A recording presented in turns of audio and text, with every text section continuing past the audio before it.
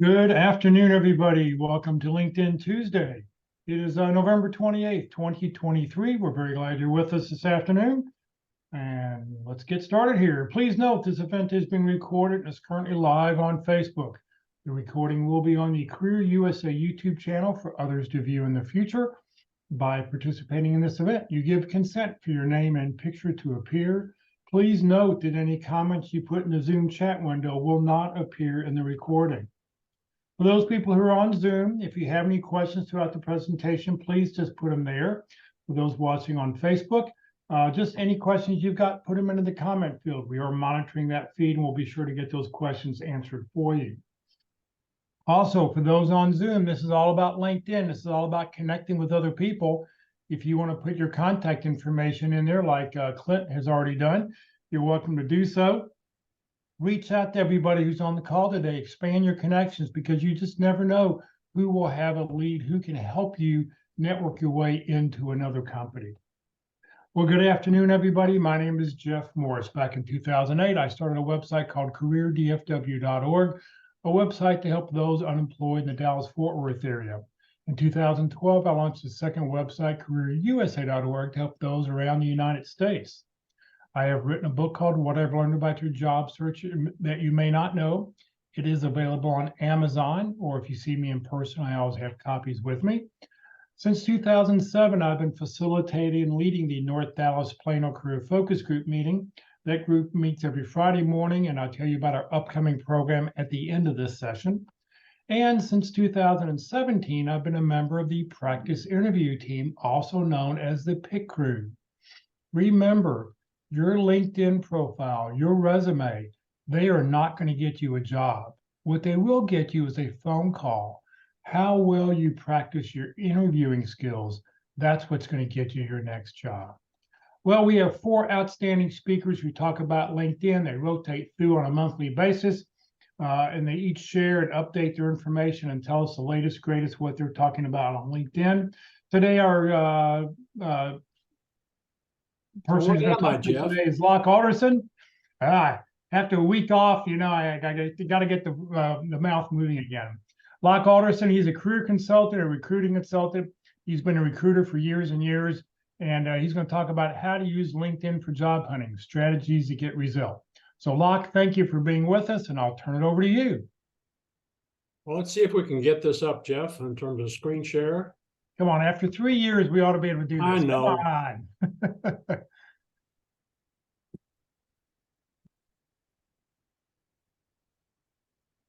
Well, why am I not pulling it up? There we go.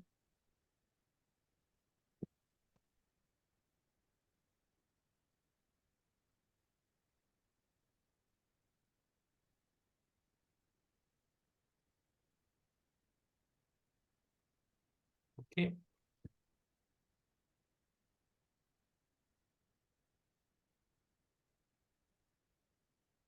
And you're good to go. Okay, well, thanks, Jeff, for having me. As I'm the tech nerd that Jeff has to support, and I'm surprised that he's put up with me for 3 years with that. But my background, as you see up there, that brief bio, 42 years in recruiting before I retired in 2010. Starting in 2001, I started working with those in job and career transition, and started that full-time with Mullen International in 2013 when they said, you've been volunteering for 10 years. Would you like to try it on contract? That contract for 90 days lasted for 4 years and 90 days before Mullen sold out to a competitor, Locke Harrison. I joined them a month later after they'd laid off all the Mullen staff members and stayed with Mullen for Locke Harrison for about 2 years before I finally hung it up. I still do volunteer work. If you want to get a copy of the slides for today, it's lockealderson@gmail.com, and I'll be happy to send you the whole slide deck. See if we can move on. My clicker does not seem to be working today, so we'll have to do it manually. One of the things about me is I like to look at scripture because I've been laid off 5 times in my career. And so one of the things you get discouraged, and one of the things about encouragement is looking at scripture. And one of the verses from the Old Testament is in Jeremiah 29:11. It says, for I know the plans that I have for you, declares the Lord, plans to prosper you and not to harm you, plans to give you a hope and a future.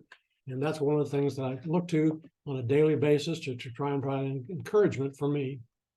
But I guess one of the first questions we want to ask is, why are you using LinkedIn? You know, it's a tool that's out there. It's available to recruiters. It's available to you. But what's your reason for using LinkedIn? Again, one of the things that you want to do on LinkedIn, if you're looking for a job, is to be found. And so that's what we're going to talk about today, is being found on LinkedIn and the steps that you can take to get found. It also help you to find people and to network with people as well. But LinkedIn is a tool, as I mentioned, has 800 million users, over 800 million users worldwide. The last I saw was over 900 million. And it's probably the most important tool in a recruiter's toolbox. And recruiters use a variety of sources to find candidates. Their own database, if the company's got an applicant tracking system that's connected to a database. And job search, for you, one of the things that you need to remember is a team sport. It shouldn't be played alone. It's why networking is so important. One of the comments that somebody using LinkedIn made, and it's similar to comments I've heard from candidates I've worked with that have found a job, LinkedIn has been an irreplaceable tool in my job search. The ability to show employers my exact experience and skills that I have on my profile is ultimately what landed me the job. So the next question I would ask you is, what are you doing to attract attention of recruiters and hiring managers? It's one of those things that you need to do. But it all starts with your profile. There's a quick look at mine. Recruiters look at resumes like they do at profiles, 6 to 10 seconds, and they'll move on. Again, this is the first thing that they see on your screen. You notice a couple of things that are there. There's a background shot, and up here, there's your head, there's your photo, or your profile photo, if you will.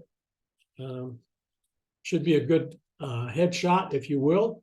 You've got your title, that's your name. What is your name? You should use a name that's readily recognized that you go by. I noticed Jama got put pronunciation in her LinkedIn profile there, which is helpful. But what is it that you want to be called by with recruiters? My official legal name is John Locke Alderson Jr. And I like to play with the telemarketers when they ask for John Alderson. And I say, which one? And they say, well, senior. And I say, well, unfortunately, he's been dead for 20 years. So again, my son is also named John Locke Alderson. So that's another thing that you need to be aware of. But the photo that you have, and then below that is your headline. I've used about 120 characters there. Your contact information, your open to work is there as well. I have limited that to recruiters in this particular view. We'll show you another view with that open. Right now, I do not have that open on my actual profile. So that's one of the things that you can be aware of. But again, the things that we want to talk about today is your profile on LinkedIn, your headline and open to work section, your dashboard and what that's all about. And again, that LinkedIn in its infinite wisdom has moved that again. I had to try and find it today before the presentation. Your professional work history, your employment history, if you will, your skills and endorsements. How do you go about optimizing your profile to get found? And how do recruiters do searches help you to understand why it's important for you to get found and what steps you need to take to get found.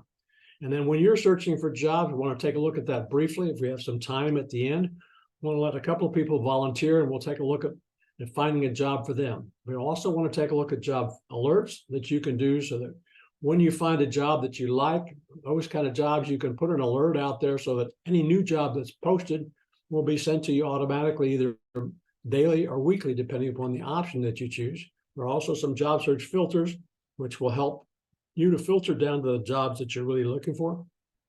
And then a brief homework assignment for you, the things that you need to do to improve your profile. Your goal, and when you talk about LinkedIn, is to be found in the first 10 screens that somebody looks at. But each area of your LinkedIn profile is important. I've listed them there. Complete profile to obtain your all-star status. I used to have a pie chart which showed you how close you are to being a complete all-star with 100%. I don't know that I've ever seen mine when they had that I was 100%. I always got to 95. But you want to use a professional headshot. It's okay to also use a background or banner photo. I know Jeff puts his contact information there. I use the travel photos that I've used over the years from trips we've had on cruises. headline. It should be the job title that you're looking for, that you're really applying for. It doesn't necessarily mean the job that you currently have. Open to work under your headline.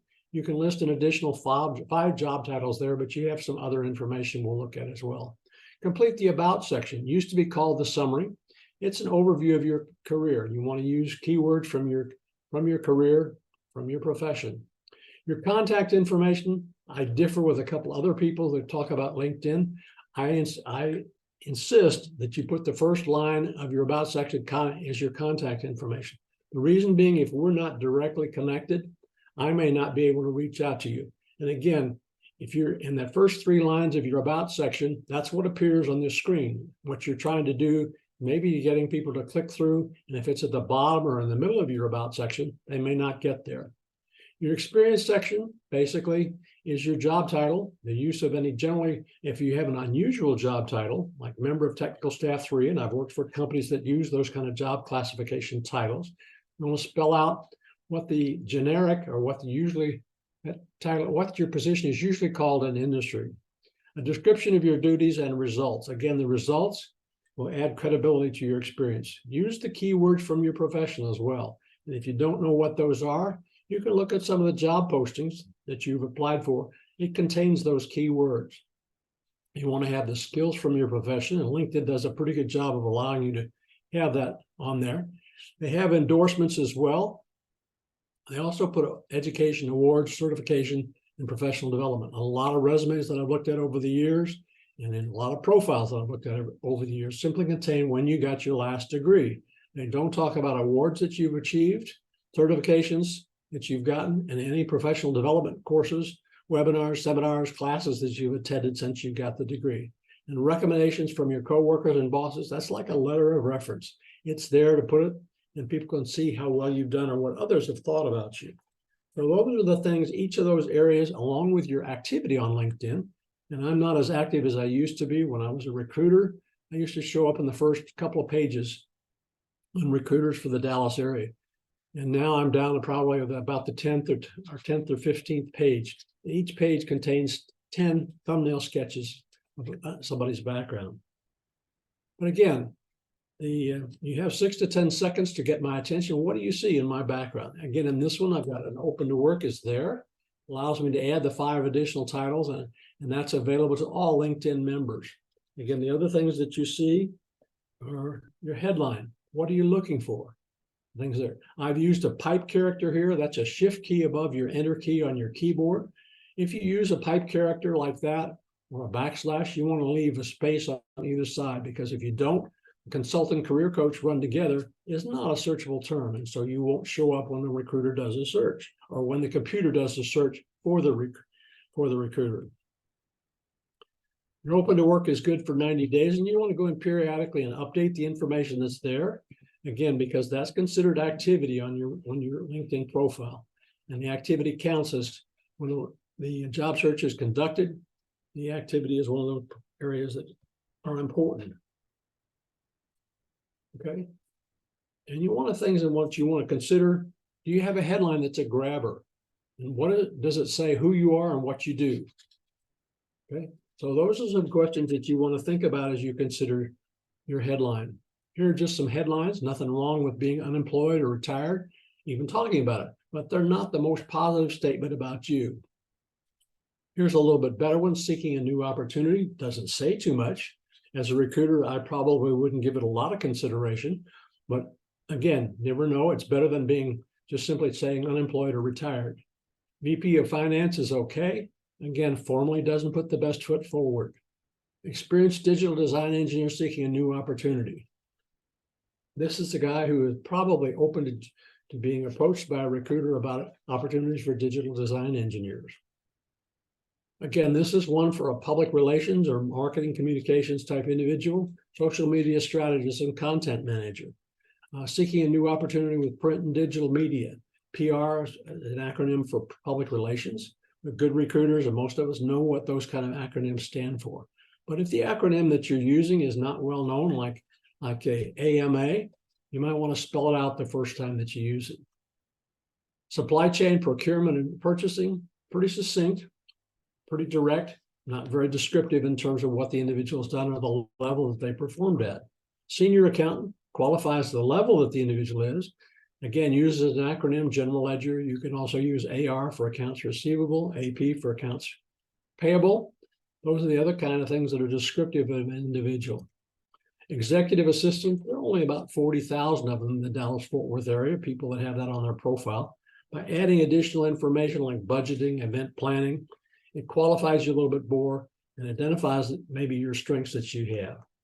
IT project manager, IDLE, Scrum Master, and Agile. Again, for a recruiter, that's pretty descriptive in a short statement. Again, I would encourage the individual to add more to that. General manager, manufacturing, aerospace, again, identifies the individual's level. They're manufacturing in the aerospace industry. Again, that's a pretty narrow spectrum of things, but again, that identifies what the individual is. Recruiters really prefer somebody who's done the job before, so they're target specific job titles. And using traditional titles for work that you've been doing is what you want to do. Again, here's something called a headline generator. As I say, if you request a slide deck, it's in there. But again, you can start with an adjective, use several titles, okay? And then bring what value do you bring? And there's an example in. This is a picture of my before headline, if you will. You can like it, nothing wrong with that. And you notice at the bottom, there's something called headline share through. It's a way to evaluate the strength of your headline. When I ran it through the first time, the values were 75% overall and 77% for invasion and 55% for impression. When I revised it, the ratings went up to 78, not a big improvement. The impression score was about the same, but the impression score jumped up from 55 to 76. So it created a more positive impression. Here are some other headlines to think about, more descriptive. Again, accountant, increasing productivity in highly regulated industries. Probably tell somebody that they work in the utilities industry or pharmaceuticals, possibly. The next one, more VP of marketing, creating value through effective strategies that increase sales. Again, something that tells something about them and what their accomplishments are.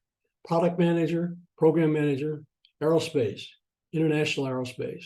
Again, quantifying the individual. The IT project manager that I mentioned, the IDLE, Scrum Master, Agile, able to explain high tech to customers. I know working with Oracle Corporation, we always look for people that could relate to the customer and identify the technical information to the customer. Likewise, the business analyst could bridge that gap between the techies and management. So again, those are the kinds of words that are appeal to people. Again, the developer at the bottom is another one. Again, let's talk briefly about open to work. Again, that banner from about 9 o'clock, about 5 o'clock to 9 o'clock is one of the things that you can do. If you're in stealth mode for job hunting, you may want to limit that to recruiters, and that's one of the options that you have. But what it does is it allows you in this area here to list 5 additional job titles. And you'll notice there that that's in that banner. It's not a stigma to have that banner around on your profile headshot. Again, that's one of the things that you can do. But this is the screen. If you click that on the screen, what you can do, the type of work that you're open to, the job titles, you're limited to 5. And as you see on this area, when I started typing career, there's a number of areas that they're open to. The types of work that you're interested in, on-site, hybrid, or remote, gives the recruiter some additional information. And where do you want to work? If you're open to relocation, this is the area where you can talk about it. And it gives some other information to recruiters, again, that you're actively looking or you're just casually browsing for information. So if you're looking in this area, you might want to limit that or put that down. I happen to have 2 shots of the same thing. Okay. Another thing that they've moved around over there is your analytics or your homepage. It's now on the toolbar that you see right up here. If you click on that, it has analytics and tools. And it has 4 things on there: the post impressions, the number of followers that you have, the profile views, and the search appearances. The search appearances is in the last week. How many times, and this is a current slide because I revised it this morning, I've appeared in search appearances, 60 search appearances in the last week.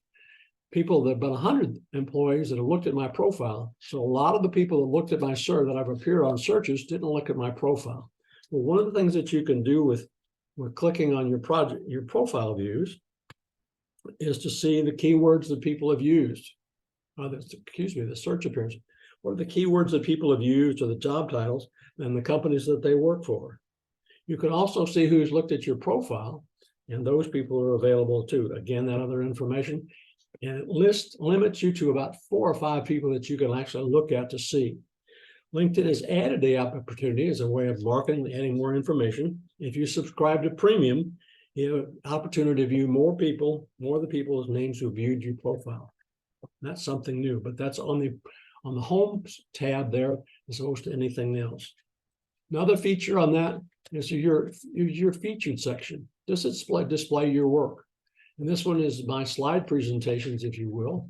There are 7 of them on here. I need to update this slide because I've done that. I'm speaking on what recruiters look for in resumes in the next week. This one is job hunting. I've certainly updated that slide deck since September of 21. I need to update these slides, but you can have a chance to put some of your work there.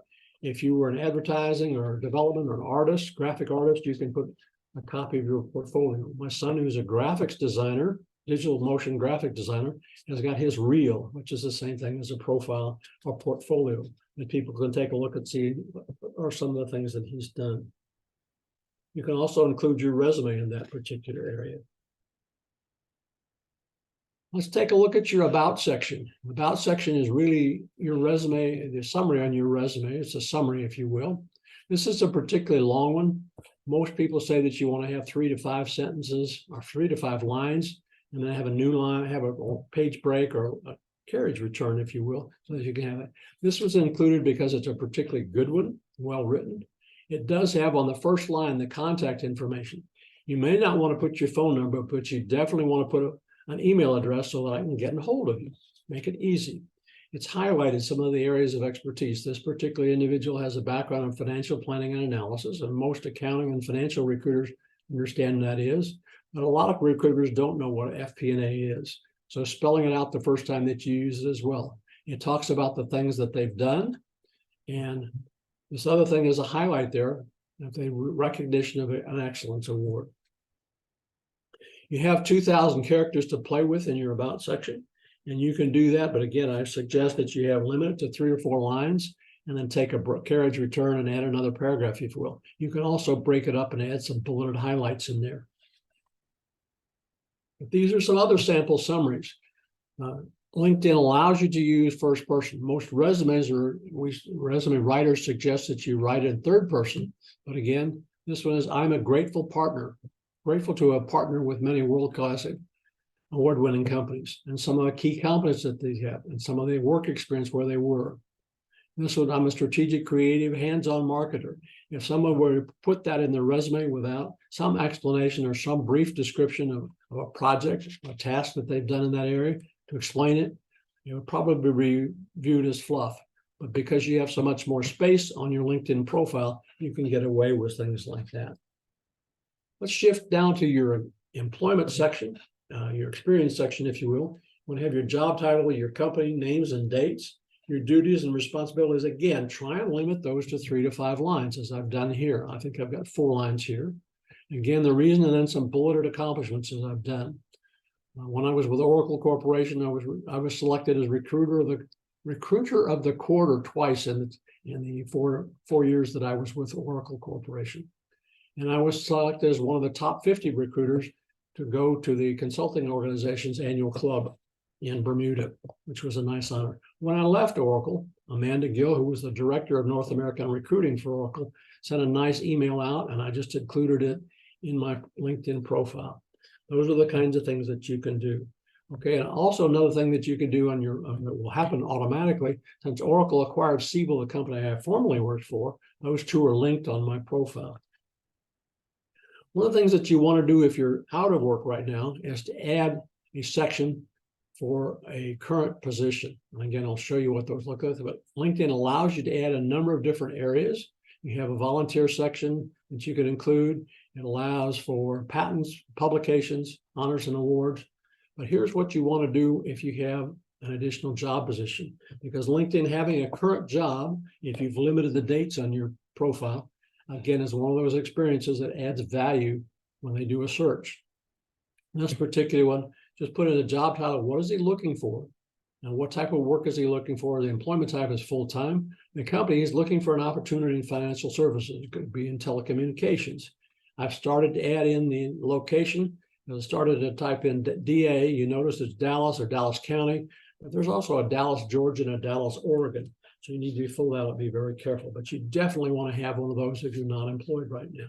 And again, the information is to the current. If there's a date placed on here, it's on some of those as well. If you've had project management experience, I know as a recruiter with Oracle, I received a lot of resumes from consultants who'd worked project to project to project. So I just listed this one when I was with the DFW Staffing Management Association, which is now a part of, I can't remember what SHRM stands for, but listed that. What I did was to seek speakers for that particular group. Again, let's move down further on your profile to your skills and endorsements. Okay, it allows you to list up to 50 skills, and you can have that, but it will only select 3 of them for you. You can add them, or you could just click on the like journalism or content production. I've just lost that again, and click that way. But it allows you to do that. But if you don't select the 3 skills, LinkedIn will do it for you. So what you can do is you see these 3 that are here. You can go to these 3 dots right there to choose. It will allow you to reorder them. You can hold your cursor over that and drag and drop up and down the executive search if I wanted professional recruiting. For some reason, I'm not, these are the endorsements that I've received over the years. I'm not rated very high for professional recruiting, but screening, technical recruiting, I'm rated well. Talent acquisition, executive search are all high. So I don't know why people didn't endorse me for professional recruiting, but they did. But you can drag and drop those so that the 3 that you're one up there are the most clearly relate to the kinds of jobs that you're looking for. The next area is to take a look at other people's profiles to optimize your LinkedIn profile.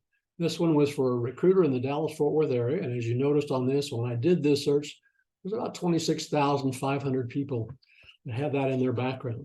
And if you don't show up in the first 10 screens, and as I said, that's thumbnail sketches for 10 people on a screen, again, you're probably not going to be looked at as a recruiter in the Dallas-Fort Worth area. So one of the ways that you can do that is to pop open somebody's profile if you're not showing up and look and see what they have on their profile. Again, this was a senior recruiter in the Dallas-Fort Worth area. She's open to work. And these are the type of, she's mentioned talent acquisition, which is another title that's used for recruiters today. And so that's why she's used that, but she showed up as well.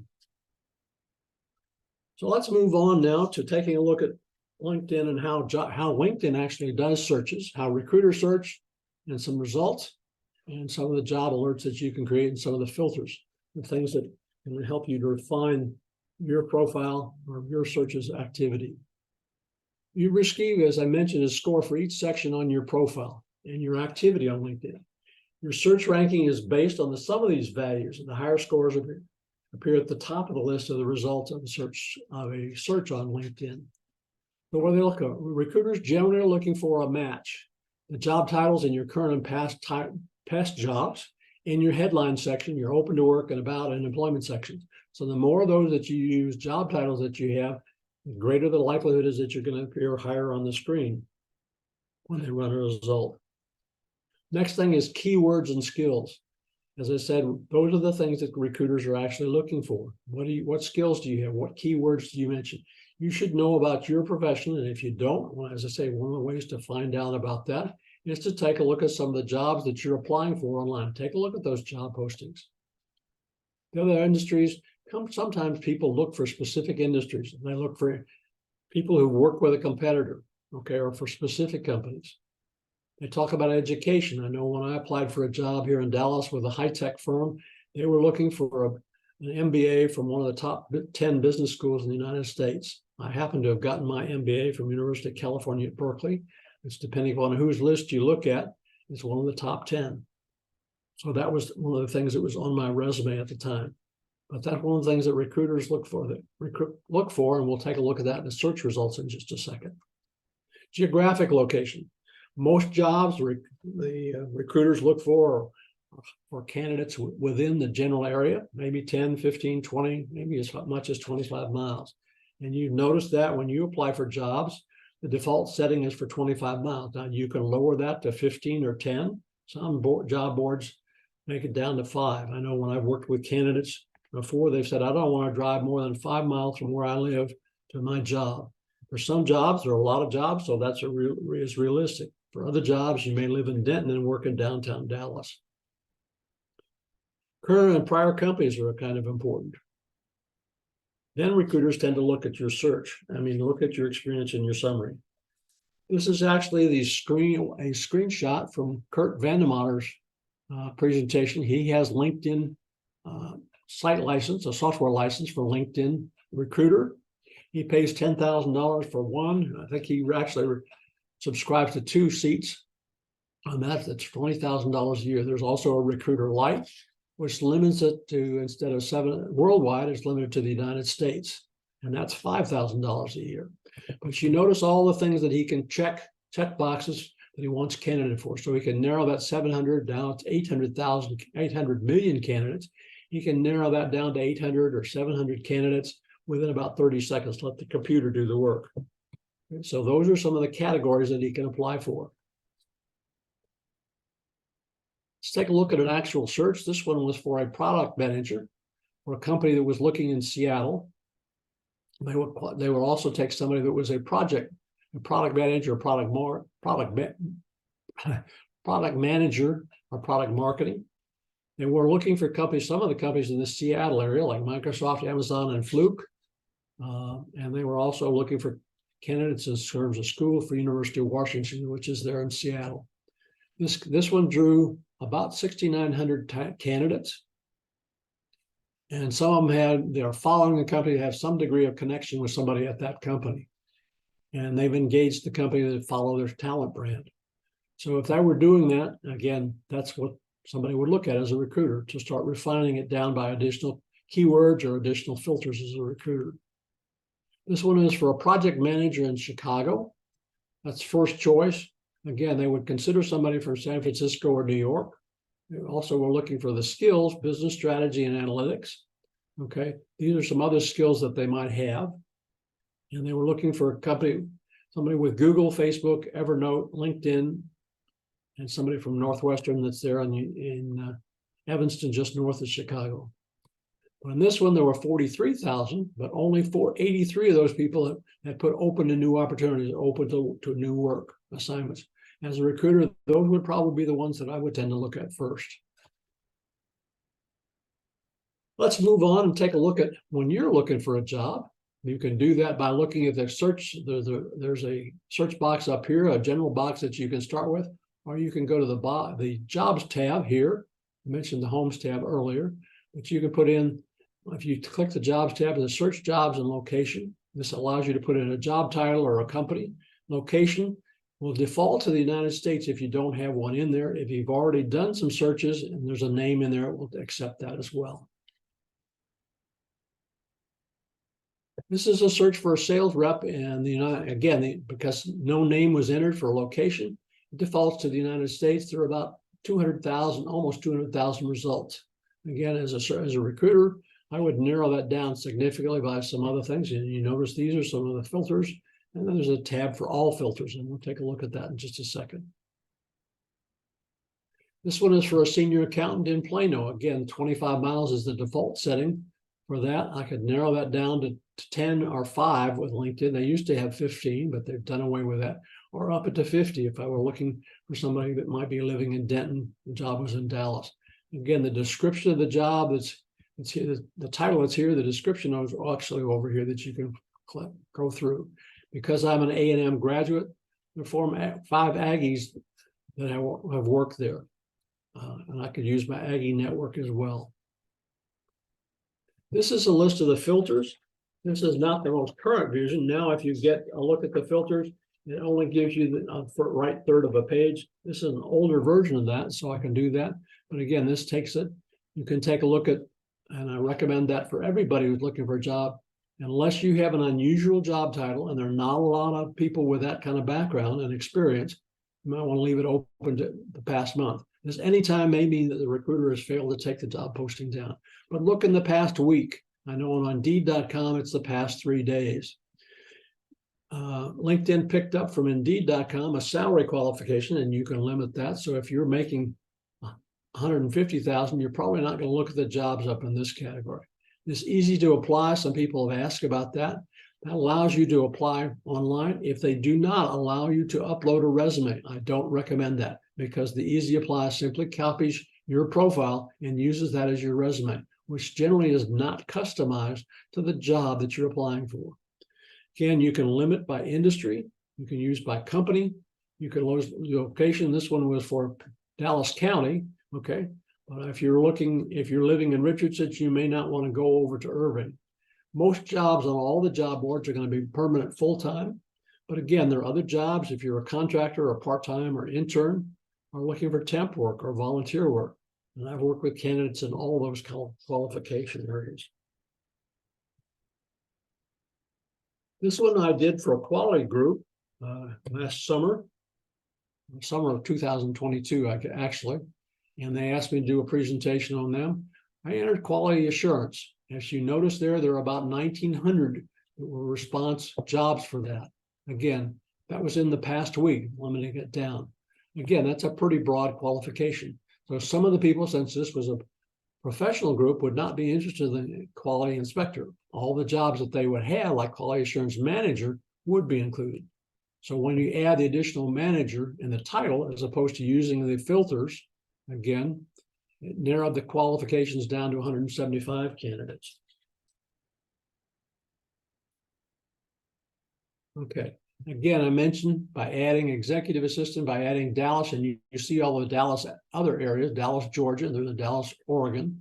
Again, it has a default setting, but if you don't have, but you could click on some of those as well. So that's a way to do that. Next thing I want to talk about is briefly about job alerts. Well, I've created one for recruiter in Plano, Texas, within 25 miles.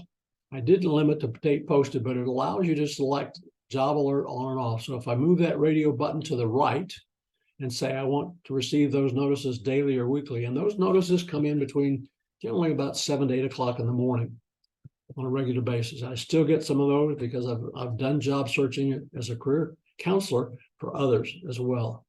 But you notice this is what the result happens, okay, on that particular thing.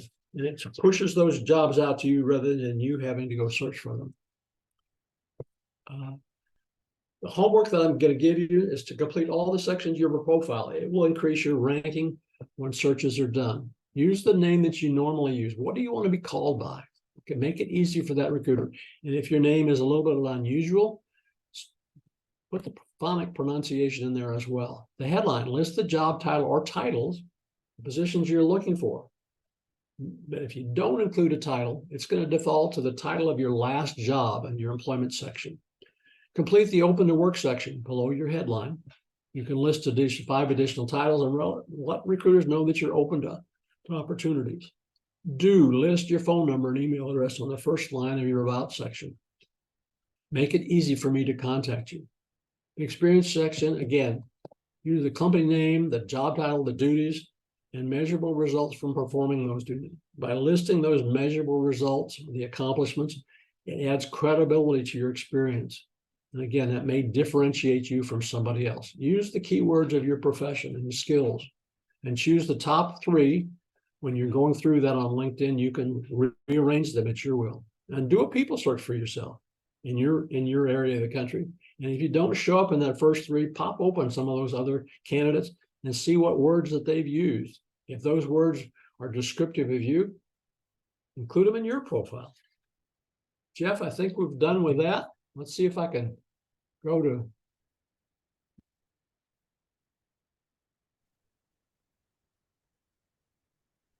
If anybody has any questions, you're welcome to unmute your mic and ask away. Yeah, hey Locke, real quickly, could you show again how you search yourself to see where you end up in the LinkedIn profile? I can if I can get to that screen. So let me share the screen, and I want.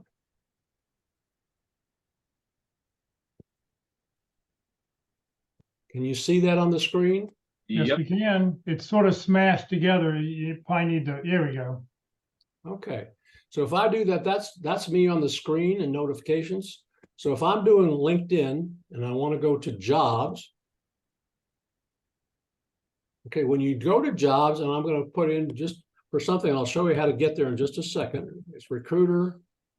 I can spell I'd be dangerous. And again, you can search by zip code or city or state or United States. Again, if I don't put anything, you notice some of the others that are there. I'll say Dallas, Fort Worth. When you're on the jobs tab and you want to search for yourself and you're going to search for people, okay? When I had that for recruiter, it had, this is nationwide because I didn't have a location listed. So I'm going to put Dallas, Fort Worth area and show results. Took it from almost 2 million to 49. Number of Dallas, Fort Worth area has actually gone up to about 49,000. So let's do.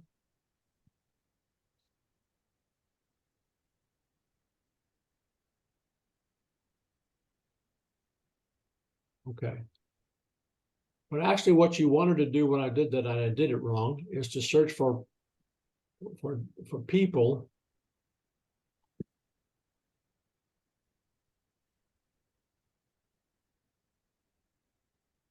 Okay. I'm going to enter that. That was in the general search bar. And I mentioned that because I didn't have a location, it was almost 2,400,000. So we'll list Dallas and show results. 49. So I'm going to go through and looking for yourself. That's what I've done to look for myself in the Dallas-Fort Worth Metroplex. Now I could change that and so say Plano.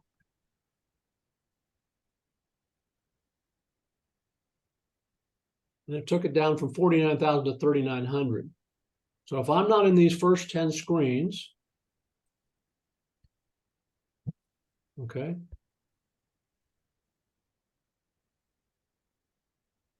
That's the first screen, but it shows up, okay? But that's how you go about trying to find yourself when you show up on that. Got it. Thank you. Okay, and this allows you to take a look at that first 10 screens that I mentioned. Yep. But that's how you go about doing that. Okay, Jeff, do we have a volunteer? For what do you want to do? Well, we want to look at somebody's profile, or we want to look for a job for somebody. Since we Okay, have about if you'd like us to look for a job for you, let us know. Or if you want us just to look at your profile, let us know. I'll if I can have you take a quick look at my profile, that would be hugely appreciated. Okay. Let's see. You want to go home? Oop.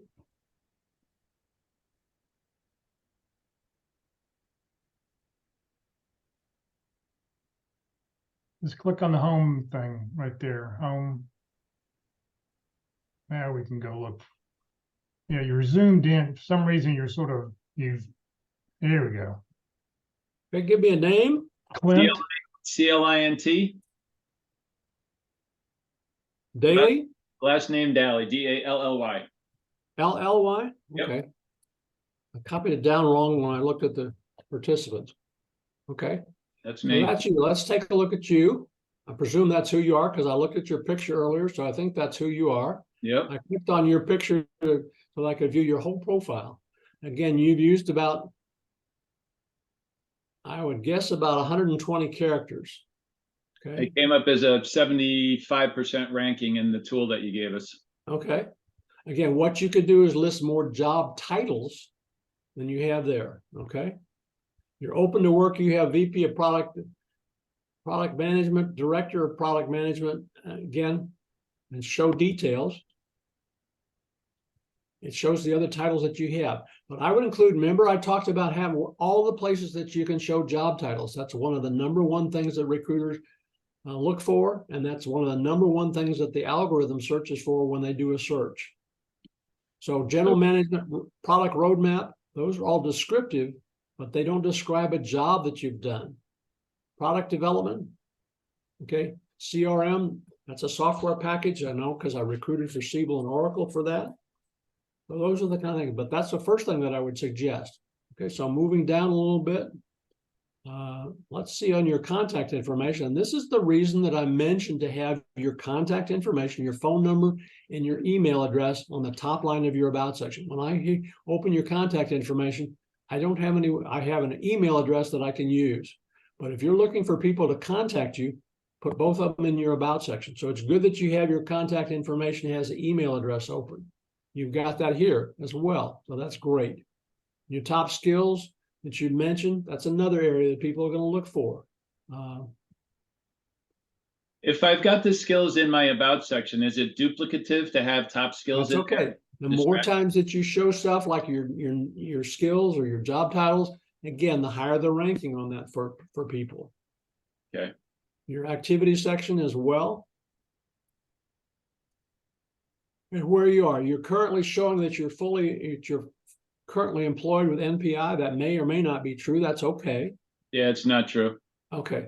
So if you put to a date here, okay, rather than present, you put a date that you need to add a current position that shows that you're looking for a job. That counts as a job in LinkedIn's algorithm. Don't ask me why. I didn't write the software. This is how he's linked together different job titles that he's had at Blue Crest. Okay, and I mentioned that I was with Oracle and Siebel. The same thing when he was with Pitney Bowes.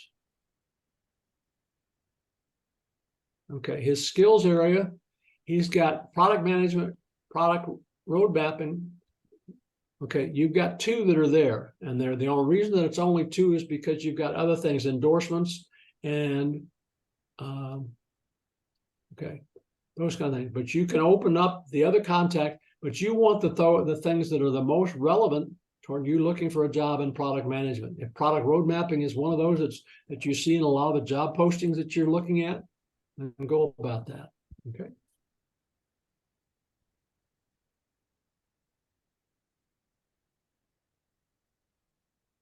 Okay. Let's go and look for somebody else or look for a job for somebody. If you'd like us to look for a job for you, let us. But Clint, that looked pretty good. Your resume or your profile looked pretty good. Great, appreciate it. Thank you, Locke. Okay. Anybody else? You can look at your profile, look for a job for somebody. While we're talking, if anybody wants the slide presentation, it's lockealderson@gmail.com. And I put that link in the, Okay. that link is in the chat window. I tell you what, Locke, why don't we just look for, let's look for a marketing manager.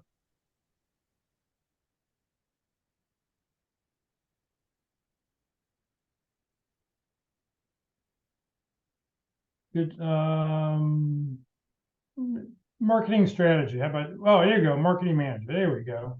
Notice I didn't put in a location, so it defaults to the United States. So if I go up and correct that and just say Texas, it took it down from 9,200 to almost 1,500. Okay. So the other things that you could do with filters, and let's take a look at the filters. Okay. Again, I mentioned in the past week, again, is what I recommend for everybody on that.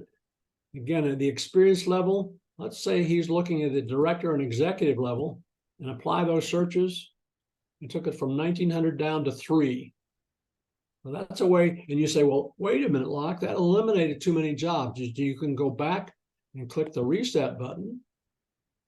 It takes it back to your original search results. Okay, so then you can go in and refilter it. Again, taking it to the last week and apply that, it took it down to 355 jobs. Oh, and then you can look at the all filters again, and let's say I'm looking at a type of industry. There's companies, but I'm looking at types of industry.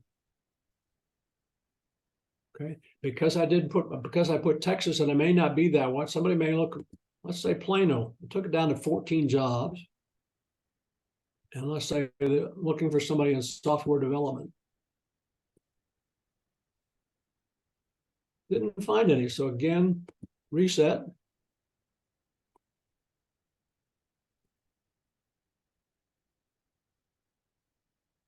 But that's one of the ways that you can use some of the filters.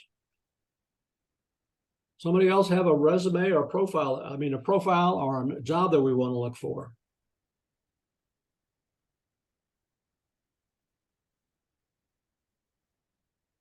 All right, nobody wants to volunteer. I tell you what, Locke, I got a question for you. Sure. You've been doing this a long time. It's after Thanksgiving. It's before the holidays. What do you recommend? What do you suggest? What do you tell job seekers they should be doing? I'm sorry, I missed that, but I had a call coming in and. Okay. So my question is, it's after Thanksgiving, it's before Christmas or New Year's. Lots of job seekers sort of stop looking for jobs. What is your recommendation during this time period? Well, the first recommendation is don't quit, because companies still are hiring. I know when I was with E-Systems, which was here in Dallas, I had a project to hire 13 people by the first of the year. I got that assignment just before Thanksgiving. So we flew to Atlanta, which was where the job was going to be based, and interviewed about 50 people in 2 days. We brought 14 of them back made offers to 14. I think 13 of them qualified because we had to go through a drug screening. And one guy, we sent the candidates across the street to the lab to be screened. One of them didn't show up at the lab. So we figured he wasn't going to pass the drug screening.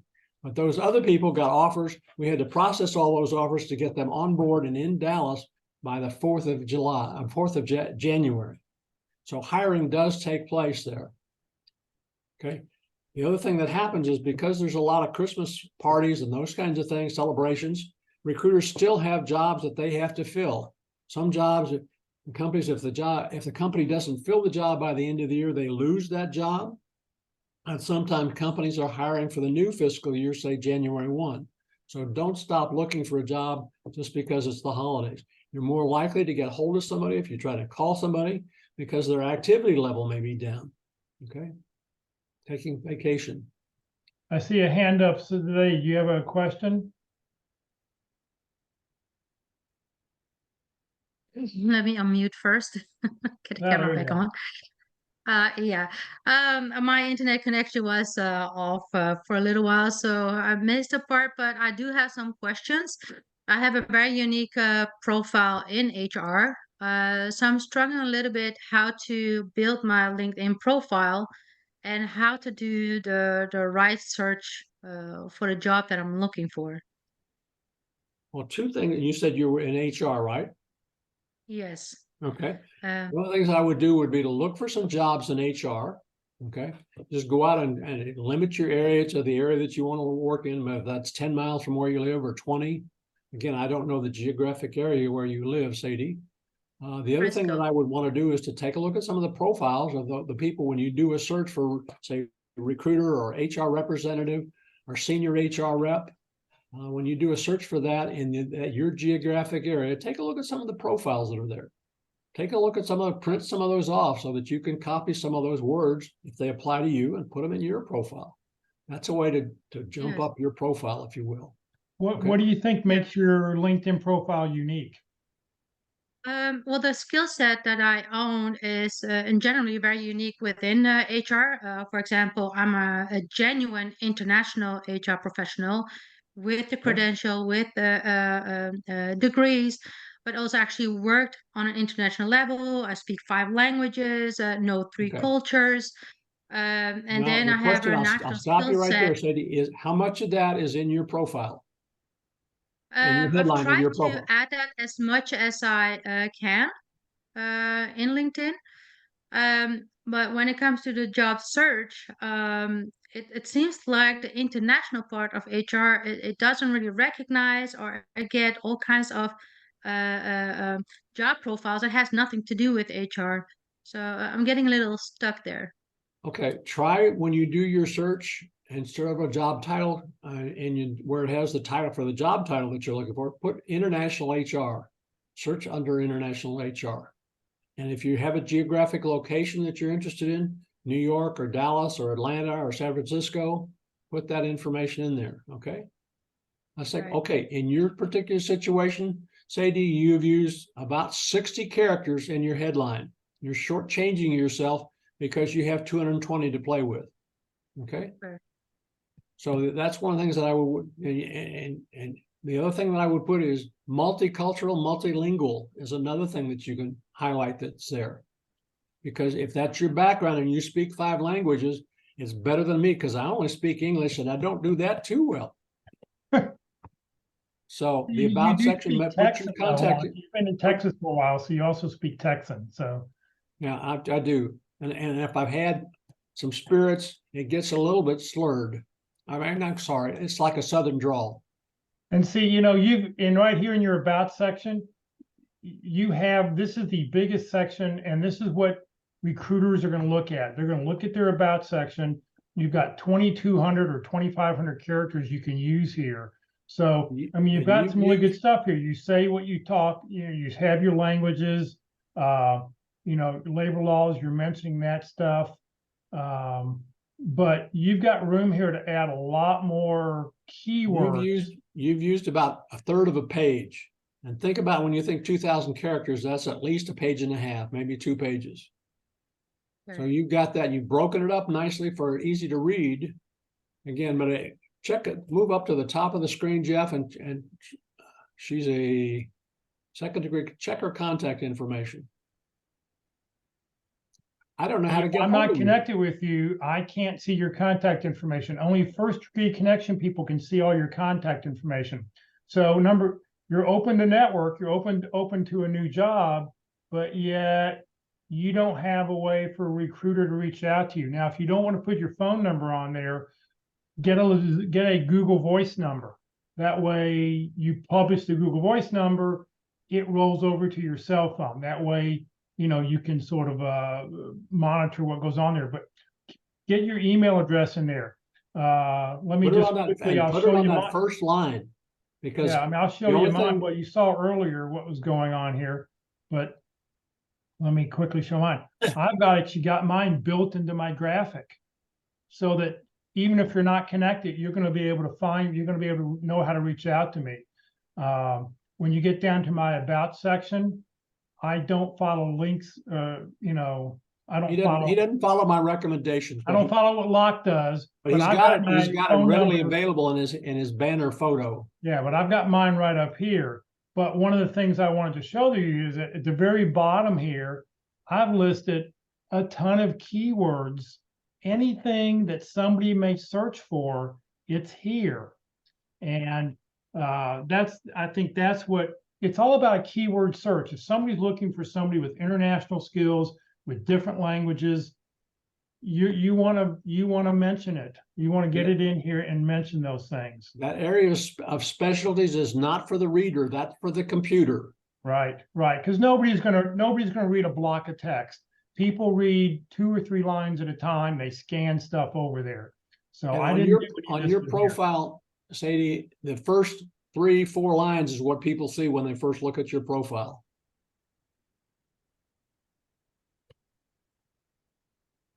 Right. So, I mean, they're going to go through, they're going to look at the first couple lines here, And they may not click on that see more tab.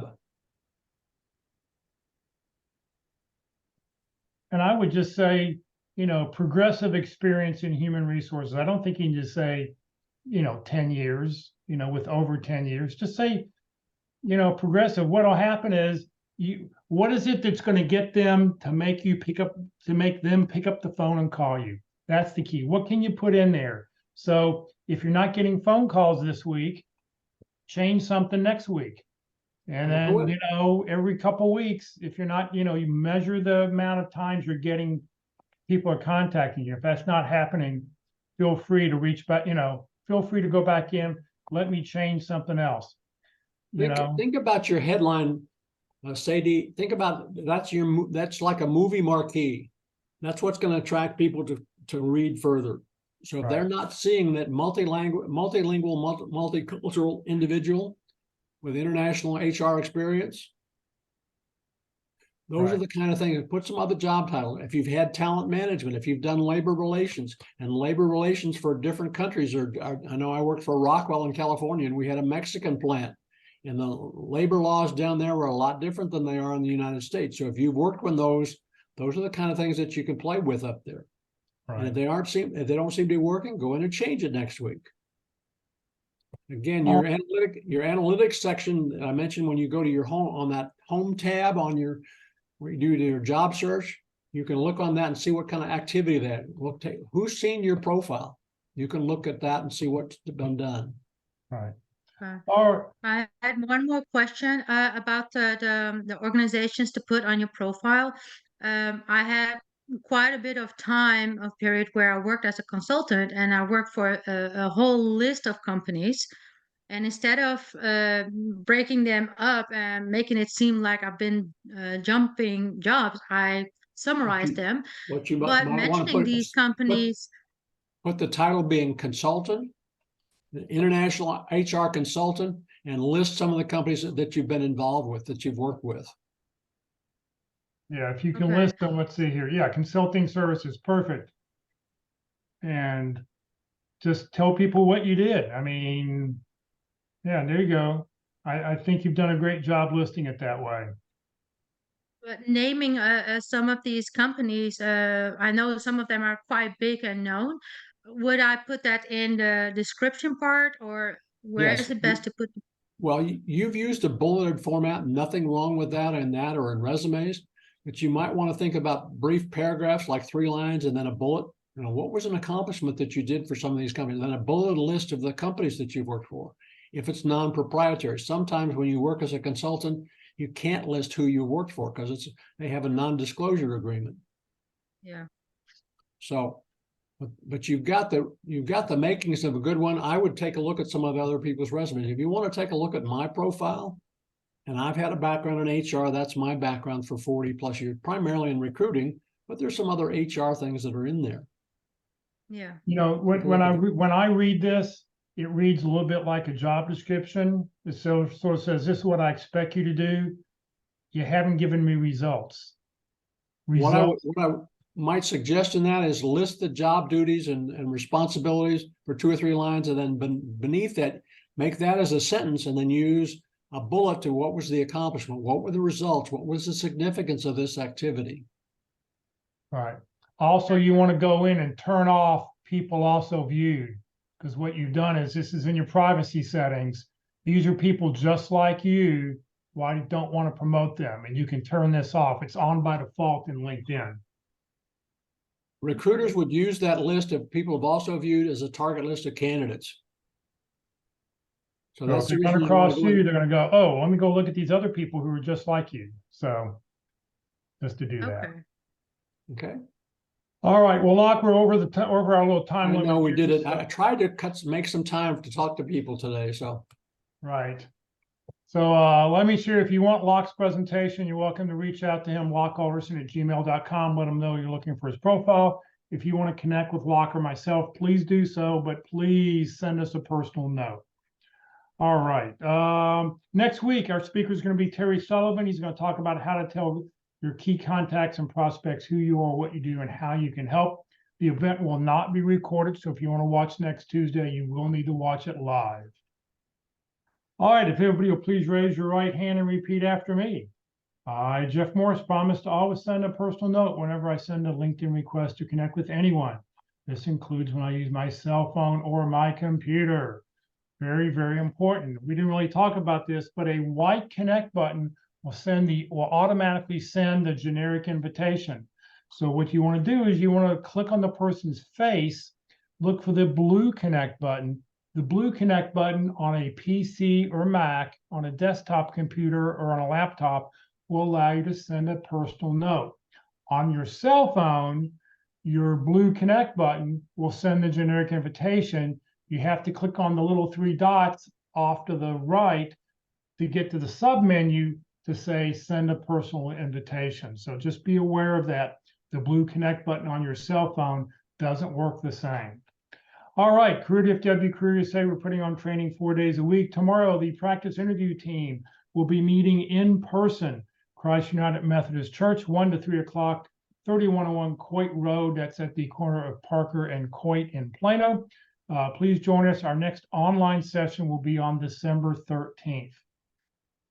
This Thursday, it being the fourth Thursday of the month, well, it's actually the fifth Thursday of the month, but fourth Thursday was Thanksgiving. We're going to talk about networking with Kurt Vondermatter. Kurt is also one of our LinkedIn presenters. He's going to talk about networking, CEO, coach, friend. So you can join us for that this coming Thursday.